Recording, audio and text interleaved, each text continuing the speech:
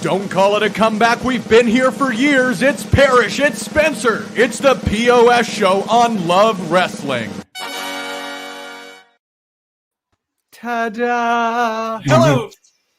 It is Spencer. It is Parrish, as I so lovingly mentioned in the introduction there. We are live for the P.O.S. show, the second edition of the P.O.S. show, previewing tonight's Elimination Chamber event. Thank you guys for tuning in right here on Love Wrestling, whether you're on YouTube, Facebook, or Twitch. Thanks for checking us out. It is always appreciated wherever you may be. Give us a like, a follow, a share, a subscribe, a Yelp review, a carrier pigeon of support, however you choose to show us some love. It is always appreciated. I know I speak for Parrish on behalf of that, but Parrish, I got no idea how you're doing today, man. We admittedly are flying a little bit more on the seat of our pants than we usually are, so I don't even know how you're doing.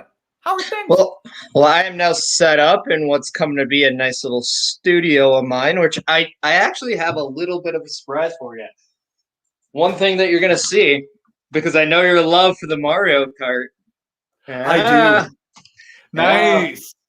Nice studio. I appreciate the setup. I'm doing the same myself, but we're not here to talk about our respective rooms for recording. We're here to chat, as mentioned, about tonight's Elimination Chamber pay-per-view with you, the fans of professional wrestling who are tuned in today. If you guys have thoughts, comments, concerns, ideas, whatever it may be, hop into the comment section. We're here to chat professional wrestling. We are here to, geez, JP, Parrish, take over an intro here as the dog goes wild. I mean, it's nice that JP is getting excited because what it looks like to be this, to me, it looks like the most predictable Elimination Chamber show. So I don't know if I'm personally that excited, but you know what? It is wrestling. It's in a pandemic, so I'm happy with that. I have said, true to my word, that after my displeasure of the Rumble, I was not going to watch Raw and SmackDown leading up to it. So we're going to see if that pays off for me to actually dethrone you as the elite Love Wrestling champion. Absolutely, my friend. Like I said, and these are not sour grapes; they are grapes from Cora's. Thank you. Now, of course, friends, as we mentioned, if you guys have thoughts on our thoughts, if you want to get some thoughtception going here, let us know. We're happy to chat pro wrestling. As long as JP's not barking, I'm happy to respond, as mentioned, whether it's in being a little less prepared on the shows themselves or whether it's the fact that the dog's here and a little less quiet than usual. We're a little less prepared, which makes it a little bit more fun. But like you said, Parrish, it may be a little bit of a more odd elimination chamber, for lack of a better way to put it, at least for me. I'm not certain yet on my feelings for having like an elimination chamber #1 contenders match. I think it suits Roman Reigns perfectly and sort of his modus operandi, but I love the elimination chamber. I love watching championships get defended in it each and every year. Whether it be tag team, singles, whatever it may be. So I am a little disappointed that it's being used as more of a launching point for a bigger story, if you know what I mean. rather than just really getting to celebrate somebody's success. I look back to Bray Wyatt a couple of years ago. I look back to the first ever tag team elimination chamber match. I think it was 2015, 16, if I remember correctly. Like, there are some personal favorites as far as it goes. So like you said, man, whether or not the build has been to our preference, whether or not we've watched the build in some of our specific cases, it's something I'm always excited for, man. It's professional wrestling inside of a hell of a structure. It's Elimination Chamber. I know you haven't watched a ton, but do you have something that you're particularly looking forward to, whether it be a match, a particular performer in it, an interaction, whatever it may be, heading into tonight's event? Well, I mean, I think it's, one of us needs to do it, and I might as well do it. Yeah, I'm very curious to see how they're going to book Cesaro.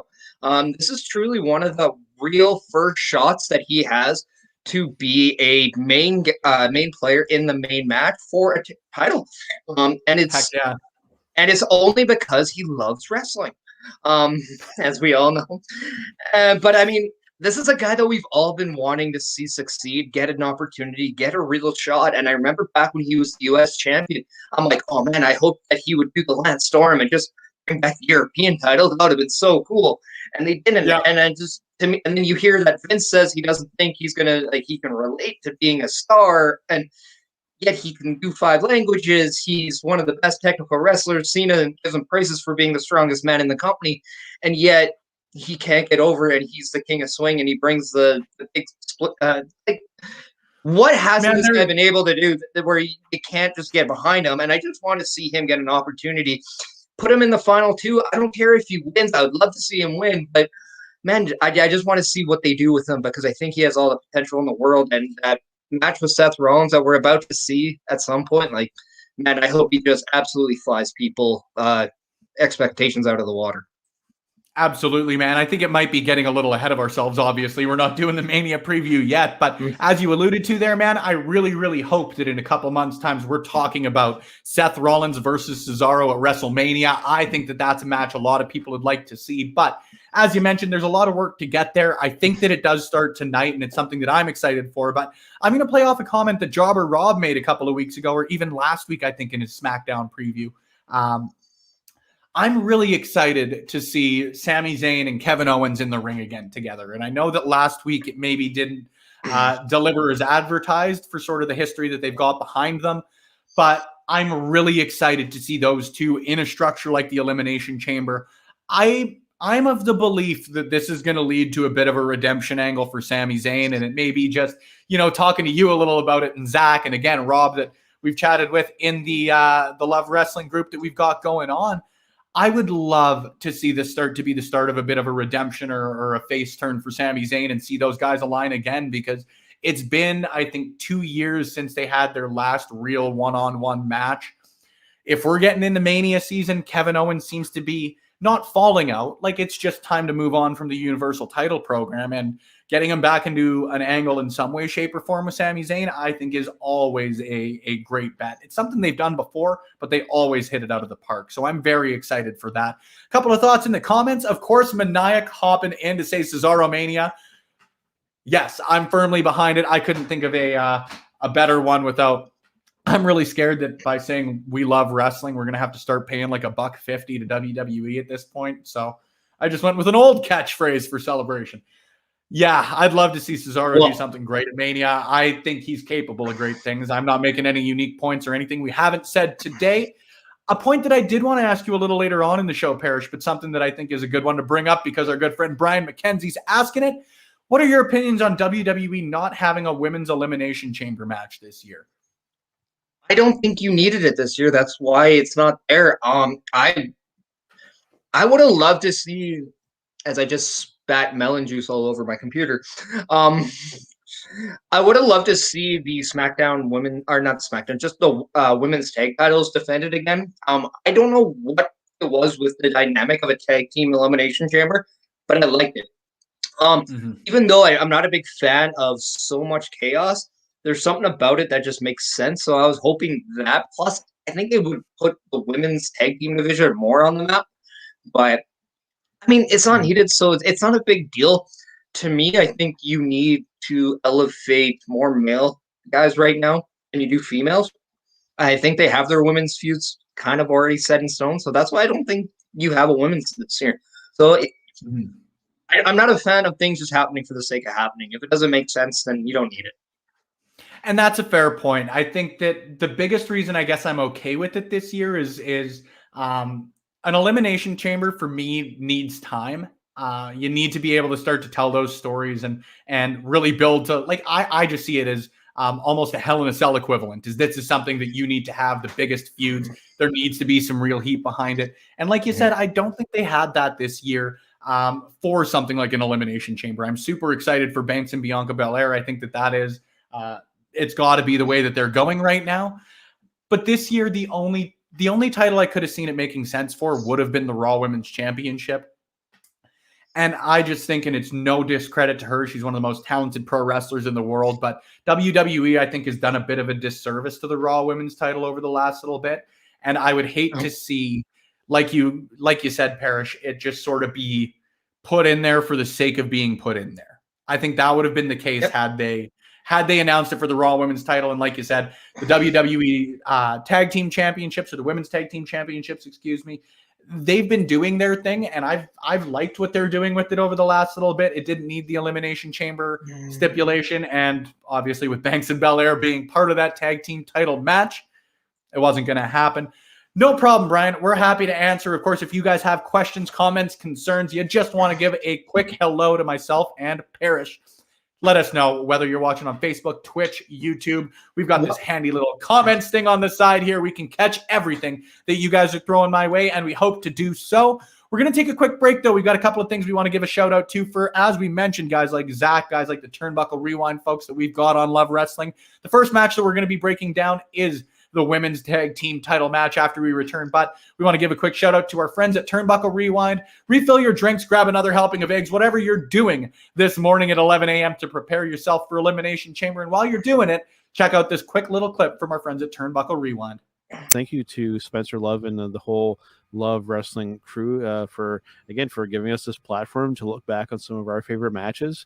And other than our show, Turnbuckle Rewind, make sure and go over to lovewrestling.ca and check out all of the other great content that's over there, not only with other podcasts, but Spencer's interviews and some articles being written over there. We got a really cool platform and a website taking shape there, and it's exciting to be a part of it. It definitely is. Beginning January 2021 is when this whole thing created and incepted, and we're just super happy that we've been asked to be included inside of that from the bottom ground floor.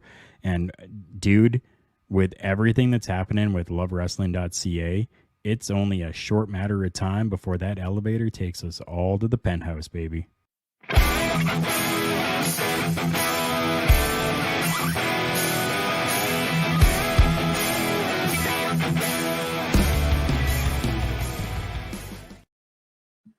There you go, guys. Our friends Mighty Joe and Carl over at the Turnbuckle Rewind podcast. They just do some cool shit, man, for lack of a better way to put it. There were a lot of watch-along podcasts and a lot of sort of our opinion on famous matches podcasts, for lack of a better way to do it. But for me, the coolest thing has been they check out some really, really great matches. The last one that they did was Okada versus Roderick Strong from Ring of Honor's Field of Honor show a couple of years ago. I believe it was 2015. Dude, I'd never even heard of the show. Nonetheless, that match itself and the fact that that's something that's actually happened was very, very cool for me. And then to get some thoughts from some guys that I just think are really knowledgeable pro wrestling fans is always cool. So check them out if you guys have the opportunity. If you're watching on YouTube, Facebook, or Twitch, it does air audioly and video form. Wow, that was a butchery of words, but it does air in audio and visual form to make less of an ass of myself. However, we're going to move on from there. We're going to give a quick shout to our good friend Maniac. Of course, Spencer versus Parrish in a hair versus hair match for the Love Wrestling Elite Championship. We might need to talk about WrestleMania stipulations, Parrish, but for now, I am standing on day 21 of my Love Wrestling Elite Championship reign. This bad boy sitting over my shoulder, of course, lovingly brought by the folks at Elite Promotional Marketing. I know that if you guys are in Edmonton, there's nowhere better to get your promotional products. Check them out if you've got the opportunity, or just gaze at this beautiful piece over my shoulder if you need any more evidence of their great work. Parrish, as we mentioned, we're going to get into the WWE Women's Tag Team Championship match here at Elimination Chamber. Before we do that, though, it was a topic that actually you and I talked about a little bit before we started recording. Our friend Brian hopping into the chat. Again, keep doing excellent work, guys. And I just want to say thank you. That means a lot. It is appreciated. You're a huge supporter of pro wrestling in general. So it does mean a lot that you take the time to support us because there's so much stuff out there. So thanks for the time. Do we think Rhea Ripley will make an appearance at Elimination Chamber? And then if not, when do you think she will be full-time WWE? Parrish, I was saying before the chat, and just to sort of give my thoughts on it again, I'm surprised that they would have had her make it to the final 2 and not have made her full-time WWE debut by this point. Again, the only reason that I say she hasn't is because there's not really that ready-built storyline, because there is sort of set feuds, I think, for the WWE women's titles. But I think you're bang on, Brian. It's odd for me that she hasn't yet. I would like to see her debut tonight in some way, shape, or form. I think it's conspicuous that Asuka's got nothing going on. And the only way that I think you can debut someone like Rhea Ripley is going after a championship, because everybody already knows that she's championship material. She's that good. It's a phrase I need to find a new one for because it's so cliche, but she's got that X factor even after sort of the tough little bit after that loss to Charlotte. I see no way that she's not one of the top women stars in wrestling in the next even couple of years. See what Bianca Belair did in year 1. Rhea Ripley is, at least in my opinion, at least equally as talented. She's going to be huge. I think it starts tonight. I'd love to see her, whether it's a backstage segment, an impromptu match from, Alicia Fox or someone like that you don't often see on TV issuing an open challenge. There's lots of room on a 5-match card. There's lots of ways that you could get Rhea Ripley on it. So, yes, there's my long-winded yes for you. Parrish, and we're out of time. Well, we'll see you next. Thank you for tuning in. This is why I don't like the Chamber as the pay-per-view right after the Royal Rumble. I think there's a lot of organic that comes out of the Rumble that you kind of miss the boat on. And one would be a match against Rhea Ripley and Bianca Belair.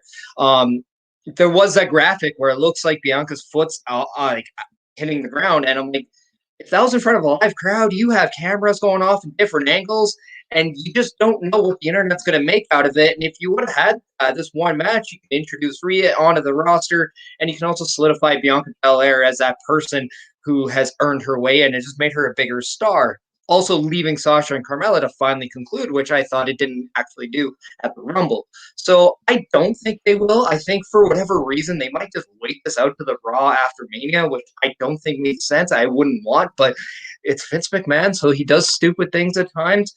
But I also wouldn't be surprised to see a rematch between her and Charlotte at WrestleMania. And when you say, like, you put her in the title match, or you can give her the biggest star in a non-title match, and it feels like a title match, and Charlotte is that person, and it makes sense, and therefore you can have Asuka and someone else, maybe like an Alexa Bliss, and you can have more women matches at Mania, and I don't think that's a bad idea given the fact that Mania is 2 nights again. So, I don't think so, but I do think you'll see her coming up. I hope she is coming up like in the next few weeks, but I just don't think she'll be there tonight. I don't think you need it again. Fair call, my friend. Now let's move on from that. However, of course, I always want to give the shout outs. If you guys do have comments, whether it's about the WWE Women's Tag Team Championships as we're about to chat about, or anything else going on with Elimination Chamber or wrestling in general, let us know. We're happy to answer questions. We love answering questions. Brian, keep throwing them at us. Everybody else, throw your first at us. We're happy for him. Parrish, of course, I got to give you your quick shout out. Undefeated in matches with hair on the line. There's a first time for everything, man. Davey Boy Smith lost for the first time in Bloodsport last night to a DDT, which I was actually absolutely thrilled to see. I have a question for you, though. Who is winning the women's tag team title match between Shayna Baszler, Nia Jax, Bianca Belair, and Sasha Banks? Parrish, I love it. And of course, I'll take the opportunity to remember to put all of our social media handles on the bottom. If you aren't following us already, feel more than free to do so to get my cheap plug in there. But like you said, who's going to win the WWE Women's Tag Team Championship match tonight? Man, I'm really tempted to say Banks Belair. I'm just going to qualify this off the bat and say that I do confirm my pick as Shayna Baszler and Nia Jax retaining the titles tonight. But I was really, really tempted, and I always like to just try and, as many wrestling fans do, fantasy book myself into a wormhole. I think there would be a lot of room, as you sort of saw, was sort of leading into with Charlotte and Asuka when they were the WWE Tag Team Champions. There's a lot of room for sort of an inter-team feud or an inter-tag team feud, you know? And I think if they were to win the championships and then sort of feud over however you get there, like they were doing with Sasha and Bayley earlier in the pandemic, I think there could be a lot to do there. But I also think that they've done a fantastic job of building that feud already between Sasha Banks and Bianca Belair. I'm already super excited to see that match based on their interactions already. They both just come across as stars. So I think that it's more valuably served to keep those championships on Nia and Shayna right now. I think they're doing a great job with them. I really, really do. May as well keep them going with it. I have no issue with them carrying them into WrestleMania and maybe, you know, going up against a traditional quote unquote tag team. You know, maybe that's when Raquel and Dakota Kai choose to cash in. Maybe that's when, I don't know, Gigi Dolan or whoever it may be from NXT chooses to come up. There are a lot of options heading into WrestleMania with those two teams. And I think by this point, Nia and Shayna have done a good job of establishing themselves as a tag team, not just two individuals as part of one, you know? So I'm going with Nia and Shayna. Before we get to you, Parrish, got to give a shout out to our good friend, the judge, Ben Omen. All I know is Nia's hole will be the biggest loser. Ha! I was wondering when someone would hop in with that. Ben, what do you mean? What do you mean by biggest? Where are you? What are you implying with that comment, Ben? But with that being said, I have a feeling we might see Banks maybe cost Belair the win, and where we see Shayna and Nia retain. That is my pick as well. I don't see a single title changing hands at this pay-per-view. So yeah, that's a spoiler or a prediction. But I think this is a perfect match where you can actually bring some division between Banks and Belair, which could be known as the bossiest team in all of WWE. The bossiest, I like that. Yeah, that's what we're going to run with on Twitter. Hashtag BossyEST. Nicely done. Thank you. That was an organic thing. I didn't even think of that beforehand. It just came to me. Call it on the fly, brother. Exactly. No holes in my game. Be jealous, Nia. But no, I mean, to be honest, I like the dynamics between Dakota Kai and Raquel Gonzalez and Nia and Baszler too much to think that that's not going to be the match at WrestleMania, or at least maybe even before, because I don't know if they announced it. Like I said, I haven't watched anything since the Rumble, so I don't know. But no, so like I just think we're going to see more development in Banks and Belair, and I think Banks is more suited to be the quote unquote heel in this match. So I think that's where we're going to see. We're going to just see some development here, because I do think, like you said earlier, it's going to be Banks and Belair. I mean, if you're going to say Belair is going anywhere else, would she not have gone somewhere else by now? So exactly. Of course, let's just get the whole thing out of the way right now. Ben Omen. Just kidding. I screwed his name up the first time we did a podcast. It's a bit of an inside joke for all of you out there. Like, he knows what you're implying. I mean, to be honest, understanding what he's implying is like understanding the rules of a triple threat. Sometimes we just don't know, right, Ben? Nicely done. There's JP again. Of course, our neighbors are walking by. I feel you, Ben, but not that whole set. I'm just going to leave that one. Parrish. We're going to be moving on, of course, to the United States Championship match. Lashley, Lee, and Riddle. Give me your thoughts. I really hope this is Keith Lee's match where he puts himself on the map to get a marquee match at WrestleMania. But with that being said, I don't see him winning the title. I've already quoted saying no titles will change. So I see Bobby Lashley beating Matt Riddle to retain the U.S. title.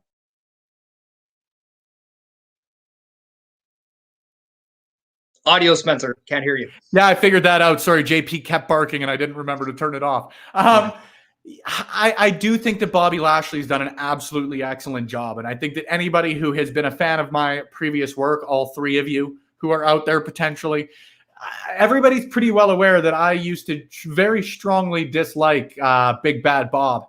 And he has been absolutely fantastic. The entire Hurt business has been fantastic, but I think that Bobby Lashley has been absolutely outstanding in his role. I think this is the way a lot of people saw him originally being presented, quote unquote.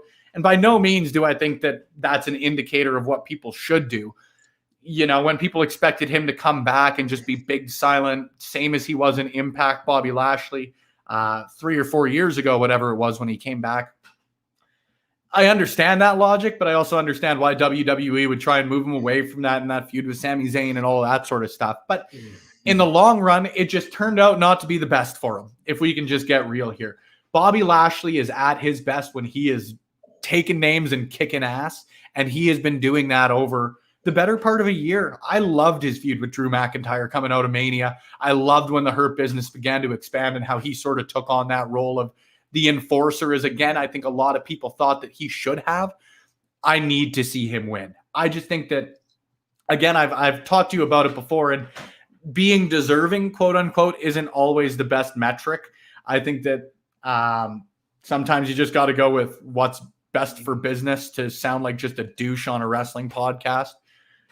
But Bobby Lashley has done such great work this year. I think that he's earned the opportunity to carry that championship into WrestleMania. And I would have no issue with it either being a one-on-one with Keith Lee at WrestleMania, or as many have sort of speculated too, that I've got all the time in the world for Keith Lee joining the Hurt business and being their guy who goes after the heavyweight championship. I'd love to see either option, but I want to see Bobby Lashley as a focal point of WrestleMania this year. So yeah, I completely agree. Ben, Lashley retains for sure as well. Well, judging by your previous comment being about your massive mistakes, I don't know if I trust that. Well, it's definitely a dumpster fire. We'll just keep it like that, and we'll end it there. But with that being said, I actually would love to see Lashley versus Lee for the U.S. title. And here's the thing. If Lashley loses, he loses the U.S. title. If Lee loses, he joins the Hurt business. How great of an angle would that be?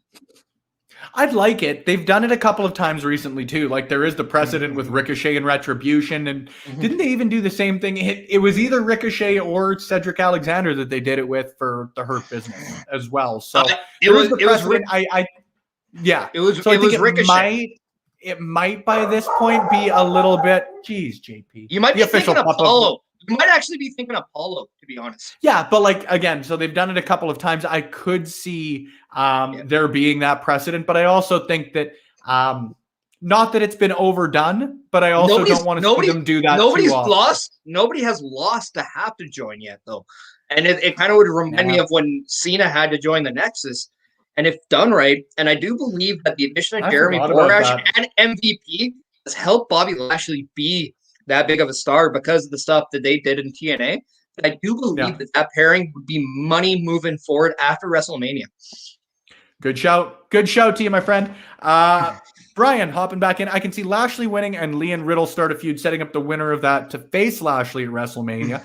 I've got a lot of time for that. I really do. Matches with stakes. I know I'm not making a unique point here by any means, folks, but matches with stakes matter. Matches setting up future matches matter. There is nothing I hate more than just a thrown together match on a pre-show or on a Monday Night Raw because two people bumped into each other backstage or whatever it may be. I realize that there's a lot of room for stuff like that in pro wrestling at points, but Brian, to get back to your point, I think stuff like that, it makes the title matter more. If people are actively fighting each other for an opportunity at a title, that's what makes it matter. It's why I love the Elimination Chamber. It really is because people who are willing to put themselves through stuff like that for, in this case, I guess, both an opportunity to fight for the Universal Championship later or to directly fight for the WWE Championship. Matches with stakes matter, especially when you've got the build over a little bit. But what can you do? That's not even a rant. It's not a unique point. It's just wrestling with stakes matters. It just matters, guys. But Bobby Lashley, I've got your back in this one. You're my prediction to win. And as the Love Wrestling Elite Champion, that's not a prediction, folks. That's a spoiler. And it's also obvious. Hey, it's not all that obvious, Parrish, but before we get into both of the Elimination Chamber matches and we get into the Universal Championship match, we're going to leave a good bit of time for those because I know how much I love those matches. I know how much I'm looking forward to both of them today. So we're going to take a little bit of an earlier commercial break than we usually do. We're going to give you a quick shout out for our upcoming Quizplex show. Don't forget, this Thursday, I will be back live with Zach Ralph here on Love Wrestling. We're going to be testing your knowledge of professional wrestling through an interactive game show event. We're going to get to Quizplex right now, though, as my internet cuts out a little bit. It seems like a good time to do it. Stay tuned through the break, folks. You're not going to regret it. What wrestler showed up on the Drew Carey show in the episode Kate Dates a Wrestler, playing the role of the disciplinarian? And here's a hint. He brought the real WWF Intercontinental Championship with him. Oh my god. Drew Carey show. I'm trying to date that. That was 90s, right? That's like deep in the blue eyeshadow phase. Man. God, I can't think of the only person I could think of that would have the IC title in the oh god, I don't know this one. I don't either. I am drawing a blank. I forgot the Drew Carey show existed. I gotta that's been your 10 seconds there. So I'm sorry, Gabe. We're gonna have to move on to the next players. Lawrence, Mel, do you have an answer for this one? I got nothing, Wow, and I wasn't even watching this show. Well, Lawrence's wild guess gets it. The answer is yes, I actually love the Drew Carey show. And I remember Triple H did like a bunch of sitcoms. Like he did Bernie Mac too. You know, I just couldn't get past the Vampire Pomeranian, though, so that's what I'm kind of Josh in the comments with throwing shade at Gabe. For wow, they're turned on. Gabe is turning on Gabe. Back. Second question. Oh my gosh. Oh, well, Josh took it back. It says King Gabe.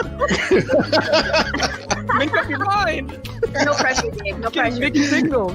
Josh is just taking us on a roller coaster right now with his love-hate relationship with Gabe. I'm worried about this thing.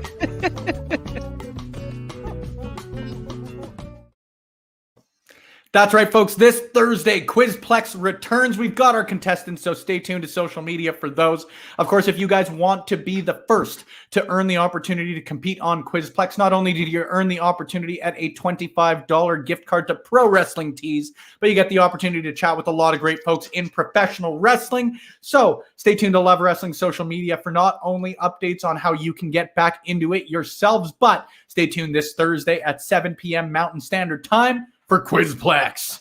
Of course, we got to give a quick shout out to our friends at Everything Pro Wrestling who also were there last month when we did Quizplex. You got to watch that live and in the flesh. Some great individuals over there. If you guys are on YouTube, make sure you head over to their page and subscribe. Either do that after this broadcast or head right back here, though, because we're going to be chatting about both the Elimination Chamber matches right now and the upcoming Universal Championship match at tonight's Elimination Chamber event. I was playing a little mental game with myself on how many times I could fit Elimination Chamber into one sentence.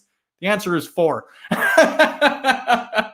Parrish, which one do you want to start with here, friend? Because it's a bit of an odd, yet a very good way, let me qualify, but a bit of an odd way to approach it this year with one of the Elimination Chamber matches directly impacting one of the main event matches for tonight. So do you want to start with the WWE title, or do we want to do a bit of a tag team here on the number one contenders and the Universal title match? Yeah, I think we should do the Universal and the number one contender, as is what it should be. The main event should be the WWE title. I agree, my friend. And with that, I will let you continue on your merry little way. What are your thoughts heading into it? I think, like I said off the start, it's a bit of an odd way to approach it for me. I will qualify that, but I do like what they're doing with this Elimination Chamber, just based on how Roman Reigns has been presented over the last 6 months. See, I think this match could actually steal the show. And I say that because all these guys are trying to prove themselves. The only thing I really wish Baron Corbin was not in this match. And it's simply because I do think he needs to get completely retooled. This whole King Corbin thing is too worn out for me. I don't hate him, but I would like to see him presented differently right now. Maybe go back to the lone wolf. I don't, just something different. I have no time for him anymore, to be honest. But I do have time for Kevin Owens, Sami Zayn, Daniel Bryan, Jey Uso, who I think has been the breakout performer on the main roster in 2021, 2020. And then again, Cesaro, who I think is the most underutilized performer in the last decade in WWE. And I have a feeling we might even see Daniel Bryan and Cesaro start. Guilty pleasure. I'd love to see Kevin Owens and Sami Zayn start. That would be amazing. But I do have Kevin Owens winning because I just don't feel like I feel like whoever wins this is going to lose to Roman Reigns in some way, and I don't think it makes sense for Sami Zayn to win and lose to a heel Roman. I don't think it makes sense for Cesaro. The only one I'd say could happen is Jey Uso wins and lies down for Roman, but I just don't see that happening, and I honestly don't see Cesaro winning and then getting kind of taking that loss when he has that thing with Seth Rollins. I think Seth Rollins might actually play some form into him not winning. So I'm going to go with Kevin Owens just because it's a safe bet to have a guy win the match and lose the title. So just from that dynamic, I have Kevin Owens winning. Plus, if Kevin Owens wins this match, Roman Reigns and Jey Uso maybe attack him or whatever, I do think Apollo might get involved. But I do think that's when we see Edge make the save and actually claim that he chooses to face Roman Reigns at WrestleMania. I can't argue with your logic, man, because I think that you're bang on in the sense that there are a lot of individuals in this match that shouldn't lose, quote unquote, right now. Brian also agrees. Says good pick with Owens. I am going to differentiate. I knew somebody'd call me on it eventually. It's my poofy hair. Okay, I'm frustrated with my hair right now. I haven't been able to get in and see a hairdresser to clean up all of this floof. It's more all over the place than WWE Creative winning. Oh, pew, pew, pew. Major heat, hot take, whatever else you want to throw on here. Well said, Parish, though. Maniac, I know. I know I should leave my hair alone. But I am going to differ on the pick there. And I think that it's, for me, I don't see why in that same sort of logic that you have, if you can give somebody a big win right now when, again, Roman Reigns is just going to come out, I think it'll be less than a 5-minute match after all's said and done. I think Daniel Bryan's Teflon, man. Daniel Bryan could lose 1,000 matches in a row and people will still believe him to be, and rightfully so, one of the best professional wrestlers in the world. And he's a guy that if Edge is to pick Roman Reigns as the WrestleMania opponent, Daniel Bryan doesn't really have a clear direction to go with things. So I don't know where he would go following this. I don't know how Roman Reigns beating him in a quick match after an Elimination Chamber would lead to Daniel Bryan's match. I ain't here to fantasy book the next few months. Don't get me wrong. I just think that giving Daniel Bryan a big, grueling, heartfelt win that is, he's come to be known for. Doing that at the Elimination Chamber, I think, would be huge for him. Again, a loss to Roman Reigns wouldn't really matter all that much for him, I don't think, both in the sense that Roman Reigns is so good right now and that Daniel Bryan is, again, Teflon. He is always going to be very popular and taken legitimately as a pro wrestler. You know what I mean?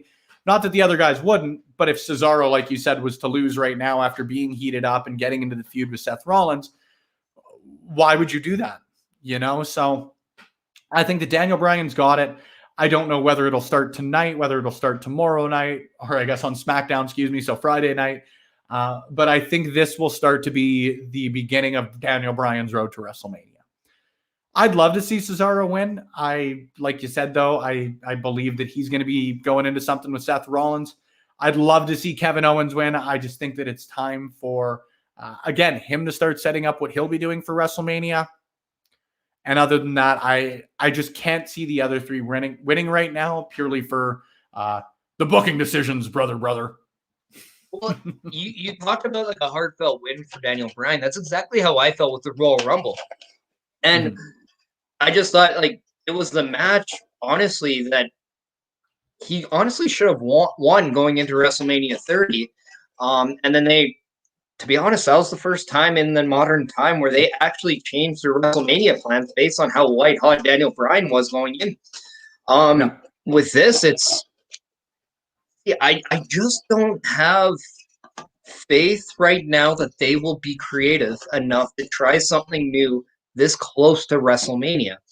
I did read something where they don't have all their matches yet set for Mania.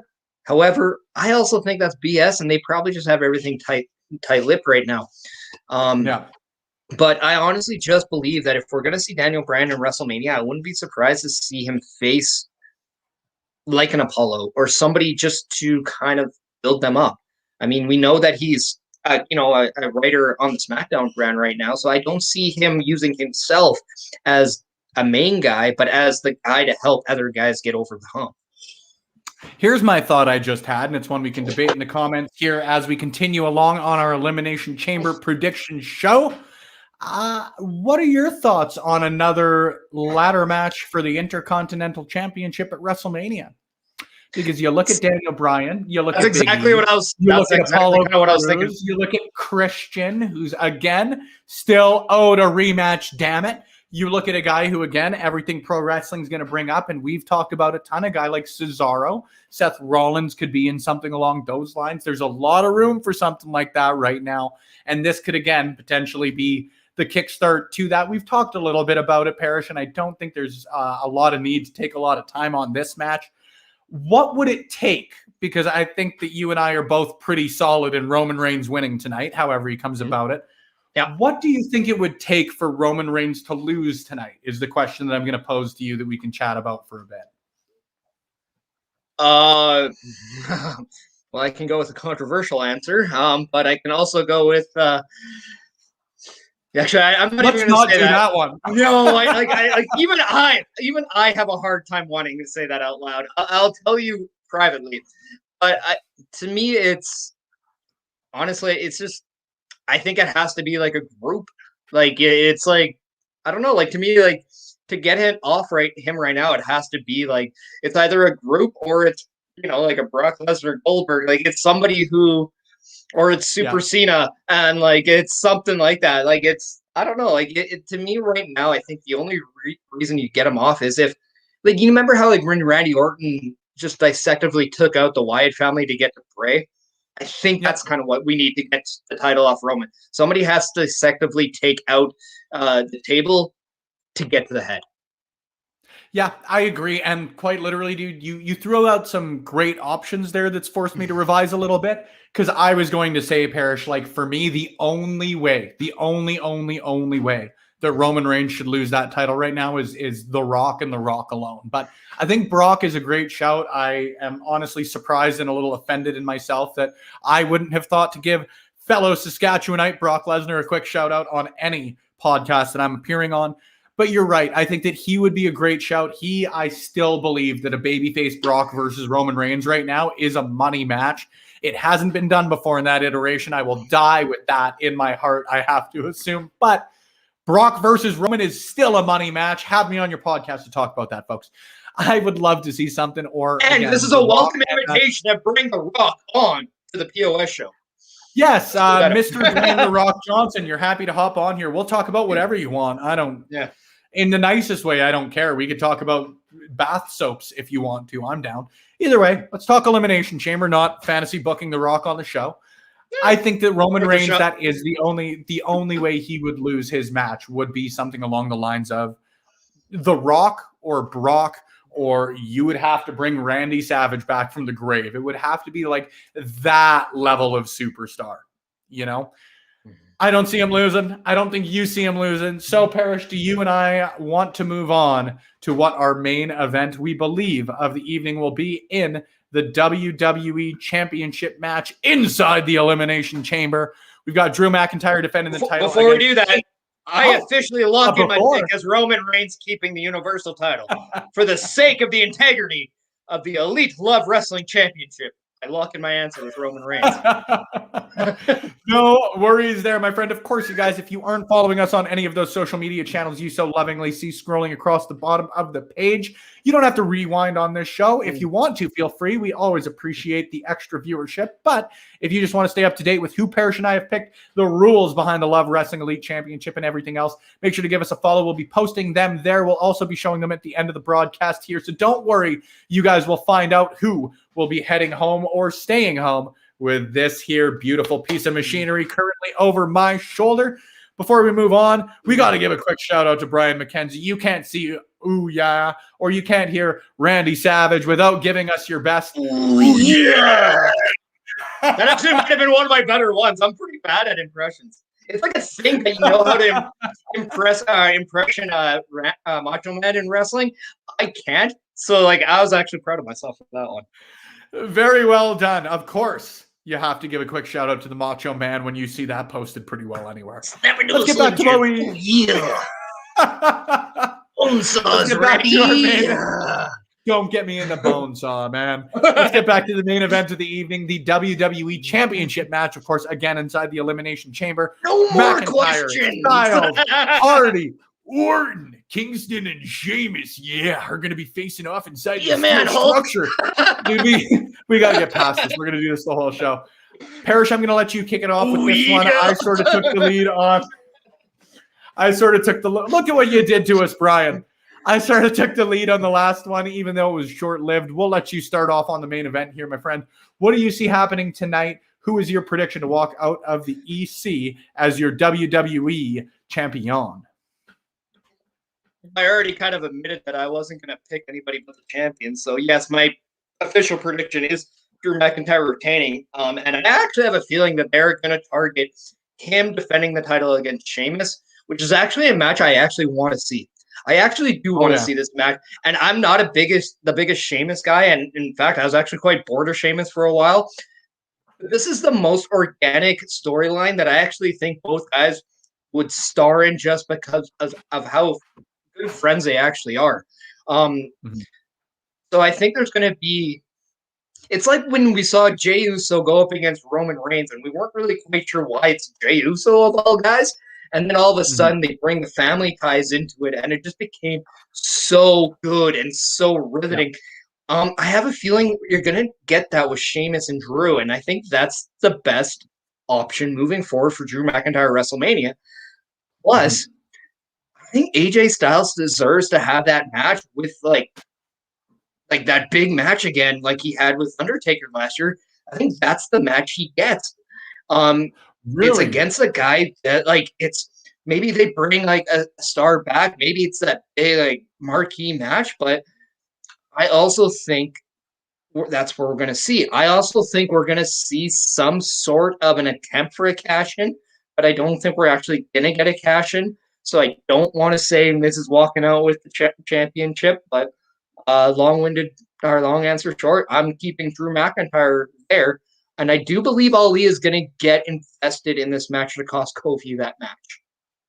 Yeah, I do agree with you there. I love that idea. I think that, and the fact that they've been teasing it too. Like Ali and Kofi Kingston have done an absolutely fantastic job on social media of playing that into their storyline. They haven't really, and I know it's a common complaint, but they haven't really done a great job of presenting that on Raw or SmackDown.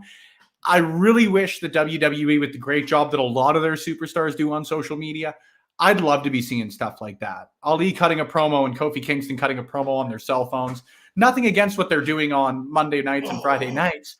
I just think that those things have been so great in the last little bit through a lot of WWE superstars and AEW and what have you. They need to be playing stuff like that more. Because it allows a few people more personal. Though. Yeah, if they had it as more of a common thread, because I know they've touched on it as well to not fully discredit WWE, but if they had made that a focal point, I would have loved it. I do think you're bang on there though, in that Kofi Kingston is he's taken out by hook or by crook, for lack of a better way to put it, at the hands of Mustafa Ali. Mustafa, excuse me, if people are going to be pronouncing his name properly, I should also get on top of that, rightfully so. Mustafa Ali has done a great job. I would love to see him get involved. Again, we talk about the need for just more straight up singles matches with stakes behind them. Ali versus Kofi Kingston. Whether it happens at WrestleMania or not, I'm not certain, because there are a lot of matches that could happen this year, I think. But that could be a match on the Fastlane card coming up on March 21st, and I would have absolutely no issues with that. They've both done a great job, and I'd love to see it. But as far as tonight goes, I think that Drew McIntyre has to walk out as WWE champ. He has to defend it at WrestleMania. I've always thought it was silly when you hotshot a belt back to, or hotshot a belt for someone to win it back. I didn't like what they did with Orton around Hell in a Cell Survivor Series. I think that for me, longer title reigns mean more than more title reigns. So even if the plan is to have Drew McIntyre lose it and win it back at some point, have that happen at WrestleMania and win it back the next night, something like that. The last thing I'd like to see happen is somebody win the title tonight for Drew to win it back at Mania. You know, I just think that's a not a waste of time. I just think it's not as productive, for lack of a better way to put it, than just have Drew continue doing great work throughout Mania. He's winning it. I think you're bang on that Sheamus is going to be his challenger at WrestleMania, and I also have no issues with that. But yeah, McIntyre's walking out still your WWE champion tonight. Can I give you an idea that popped in my head that would actually turn me off WWE forever? I guess. The Miz cashes in, Money in the Bank, walks out champion, faces Big Bunny in WrestleMania, and Bad Bunny wins the WWE title at WrestleMania.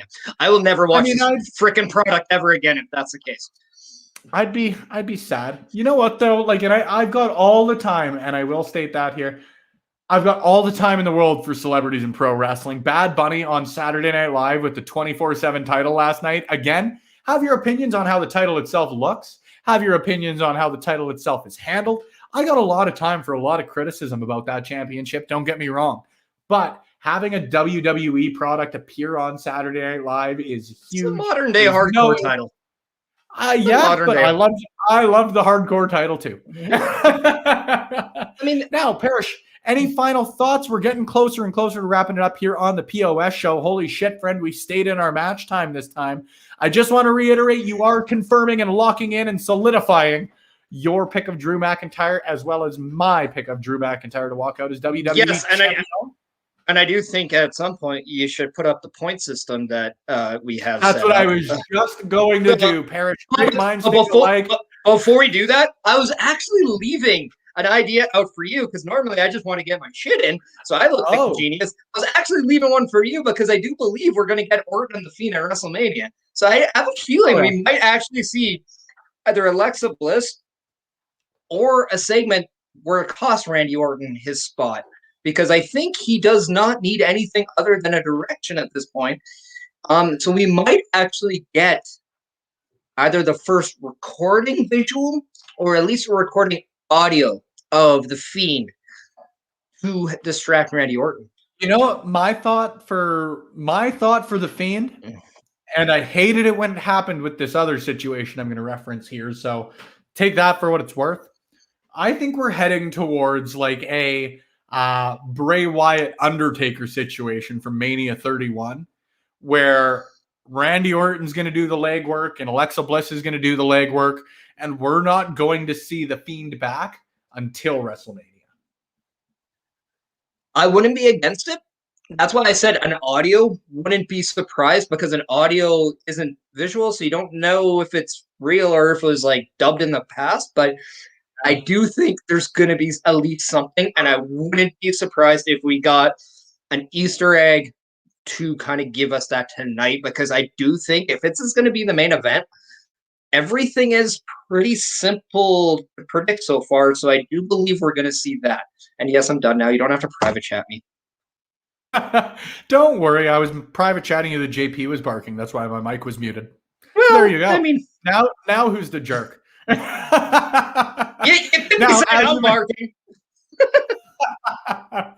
Now, of course, as he mentioned, there are our rules for this afternoon's contest between myself and Chris Paris for the Love Wrestling Elite Championship. Make sure you guys tune in later on. We're going to be keeping up to date with what we've got predicted for Elimination Chamber throughout the day.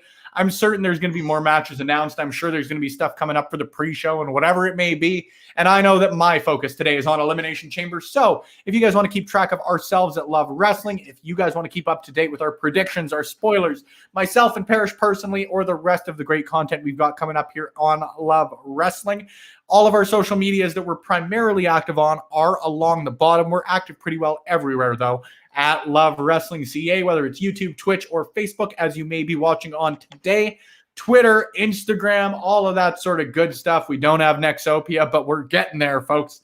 You can find us pretty well anywhere. We want to keep up to date with what you guys are doing. We want to keep up to date with what you guys are predicting for tonight's event. Tweet us, send us a DM, do whatever it takes. We love chatting pro wrestling. We love doing it with you guys. And thanks once again for taking the time today. We ain't closed out yet, though. We want to show you a couple of quick clips of what you guys can expect coming up this week on Love Wrestling. We're going to kick that one off with Poetry of a Promo. They've got some stuff coming out about one guy, a real one, if you may, coming up this week. So check this out. And then we've got a full slate of what's going to be coming out this week on Love Wrestling coming up right after that before we close it on the P.O.S. show. How you doing? The doctors diagnosed me with a concussion. It's all right. It's what I call a hard sneeze. Achoo. If I had a dime for every time I got knocked down and didn't get back up, I would have 0 dimes. It's not very financially stable, if you ask me.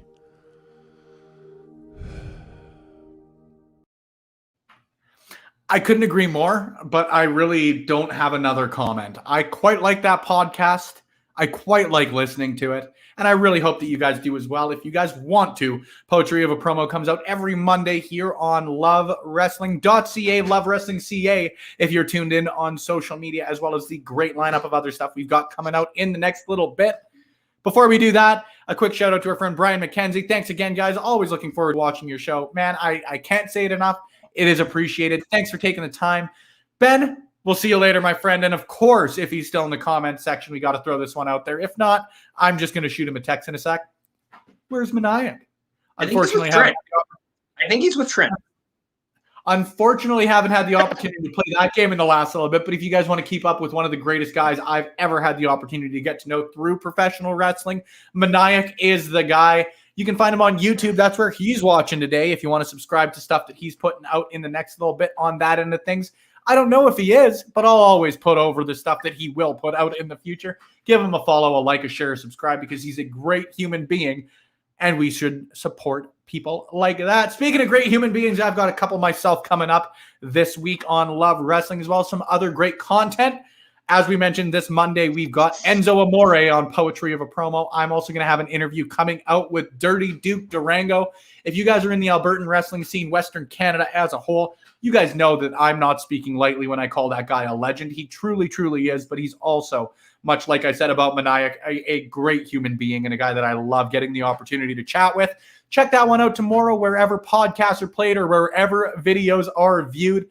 Again, this Thursday, we've got a double whammy of stuff coming your way. We've got Quizplex coming up at 7 p.m. Mountain Standard Time. It's going to be a blast, and I hope you guys tune in. We've also got on Turnbuckle Rewind the first ever women's main event in Monday Night Raw history, Trish versus Lita from 2004. It's a classic. I don't need to sell you guys on that one anymore. If you guys want to check out some great thoughts on that one, I've already had the chance to listen to Turnbuckle Rewind, and it's going to be another great one coming your way this week. Make sure to check that out. And then this Friday, another Canadian wrestling icon, a Canadian wrestling legend. I cannot speak highly enough about my guest this Friday, Lufisto.